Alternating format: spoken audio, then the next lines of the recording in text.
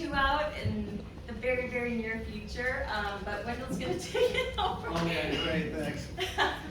So, anyone, what was your favorite part? The UFOs. Because you were there. Yeah, and there was even more. There was 2 silent ones that went right past us. Remember? Right. Well, when we brought up the, red ones. when Brendan looked at the footage she took, Yeah. there is another one that streaks across even faster. Oh my God. I mean, it does. It's pretty amazing. Yeah, the color quality is a lot better than it is on the screen, so we can't wait for you guys to Not see in the 4K. Yeah. Yeah, you'll be able to see it 4K soon, so. So, what was another favorite part? Getting Jay's stuff out there. Yeah. Oh, yeah. Yes. 35 miles is pretty good. And what was- By hand, forget the salad stuff. Effie core, whatever they're talking about, salad. A stationary object does not take a complicated, faceted thing to point straight. All that stuff was by hand. Randy and I do that by hand on both ends. Though now, granted, we haven't really measured the diversion. It must be pretty wide when it gets there. It could be 100 feet wide, it could be 200 feet wide. We really haven't figured that out. But I just want to point out, that slight glaring stuff in particular is a lot different than a direct beam. When it gets bright, it's pointed at you, regardless of its width. Yeah, you got to get somebody who has enough funds to get one of these lasers that can hold. Right. Because then it's just over. I mean, because they always have an excuse. They'll always have an argument. Oh, you're seeing it pop over the curve, and the mirror. I know you're going to do mirror stuff. The mirror stuff is the killer to me, because that one you cannot see a mirror over a curve, over a hump. You can do that at home. Get somebody with a mirror shining the sun at you and make a car in between you. The second that it's occulted, you do not see a flash. It's impossible. You can see them saying, "Oh no, you're only seeing the laser come over the curve. That's why you see it." But even with the laser, I mean, we could see the source itself. Like, Right, but we think we see the source. They would say you're not seeing the source. They would say you're seeing the light come over the curve. That's what you're seeing. So they've always got some And out. if you notice in the lobby, I have a Earth observation data sheet that's printed out in a big poster. We've done 35 observations, half over land, half over water. The temperatures range from 109 down to 28 at Bear Lake. The humidity changed, the barometric pressure has changed. All these variances, yet we're getting the same results. Mhm. So as far as like this argument of refraction, it just doesn't happen. It doesn't happen. We do observe refraction. We know when it happens because we see, like for example, when we were down at Salton Sea, the lasers were locked off. This inversion layer came in. The laser started fishing around like a snake. Well, that's when an inversion layer came in. But if it's not moving, it's straight. It's going through the same layer of atmosphere. So anyway, anything else that was favorite? Yes, Sasha. I loved your problem solving, like the truck and the batteries, the frozen batteries. It's just great because I know that there's so many obstacles and getting stuck on the road.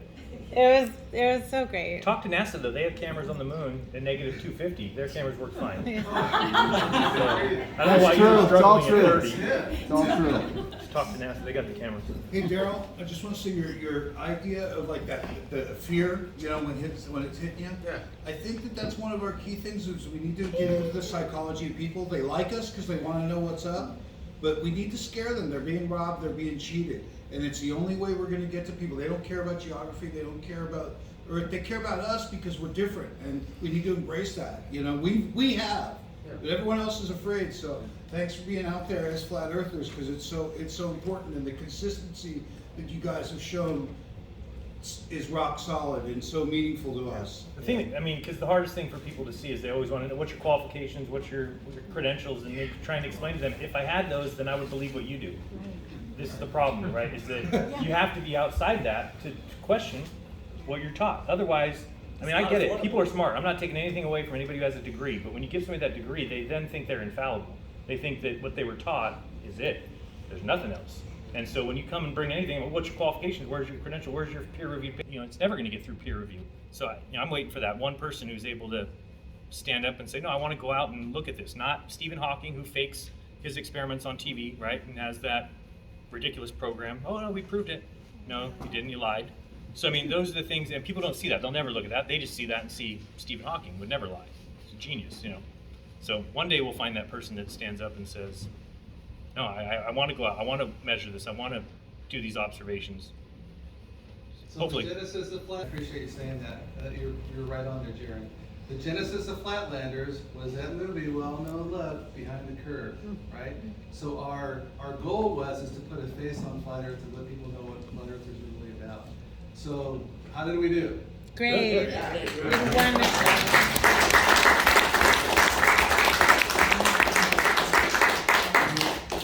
Couldn't put it all into one, there's just too much material. There's Yeah. just too much, so that's what we decided on a docu-series. And we'll be covering all these topics. We've interviewed with Jaron, there's more stuff down at Salt and Sea left to come. And if you didn't see him here, you'll be seeing him Yeah. at some time here in the near future. Yeah, we're just ready to set the record straight, and I mean, we're just so sick and tired of the garbage that they are trying to make us look like, and we just want to tell our side of the story, and like, you know, the incredible work that Jaron is doing, and Jay, and just all of us collectively, we're just sick and tired of the lies. So we just want to make sure that our story's told, and So I'm thankful for and Shelley. Wendell. Oh. Oh my gosh, Wendell and I, we pulled all-nighters just trying to get this thing off the ground, and, you know, the stupid COVID thing hit, and just It just delayed us. delayed us, but we're excited for launch. And so we're waiting on some legal go-aheads, because we know like they're gonna come after us, and so we have to protect our company. And so when this goes live, we're just, can't wait for you guys to help share everything. And there's a lot more in the hopper. I mean, when we were back at Take on the World, we interviewed again with Ross Skeetel. Let's all keep him in our prayers. With Rick Hummer, Roland Reddy was there. Yeah. And Daryl. Daryl Lee, he's Daryl our Lee. voice expert. Yeah. Yeah, so we have pilots, and we have more science, you know, not that I look at a degree, but it's just the world does. And these people are coming out and saying, hey, this is, the world is not what we've been told. We have a scientific officer from Nigerian Space Agency. He's gonna be in episode 2. So, yeah, Dr. G. And I mean, just all you guys, thank you. We couldn't have done it without you, Yeah. really. And that's why we wanted to give you this special private screening, just to say thank you. Yeah. Thank you. Thank you for having us. Like our website, like join us with like our YouTubes, and please try to just help us get the word out there. That's what we ask. Yeah. So, and I want to thank Wendell, because it was just, wow. It's a long road This home. guy is, and Ryan Walker, who Yeah, like right. helps support us, and he's my boyfriend.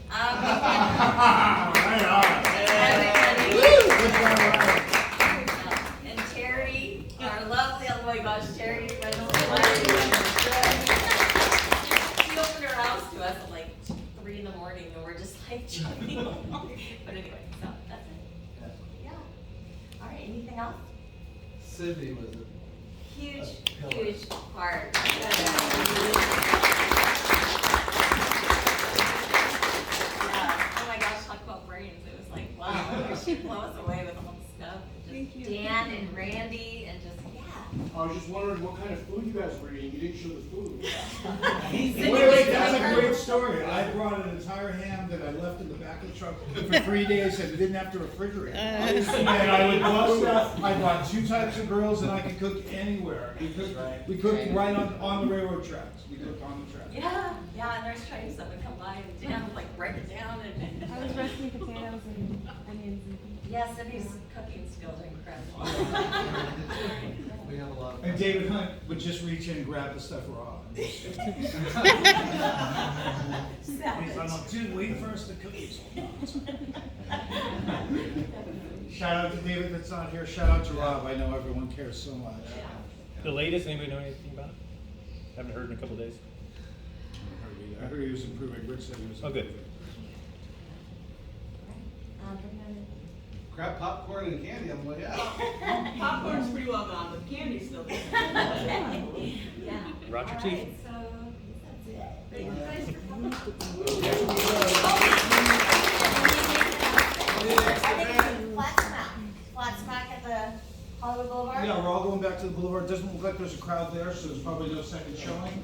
Yeah, if people show up, we'll have a second showing. Yeah, but Otherwise, it doesn't look like there's a crowd at the boulevard. Yeah. I'm not sure who's here. And then tomorrow at 10 a.m., Jared is holding an amazing event at the Sidewalk Cafe Sidewalk Venice. I wouldn't call it an Beach amazing at 10, event. right? It might be called brunch. It might be called All brunch. right. That'd be good. It's fun to watch Austin do his thing. Yes. Watch So. Austin. Oh, we also have this backdrop made, if you guys want to take the photo opportunity, you can use the backdrop here. And with this, we've got to be out of here about 10 o'clock, but just go ahead and feel free to hang out until then. Yeah. So it's there for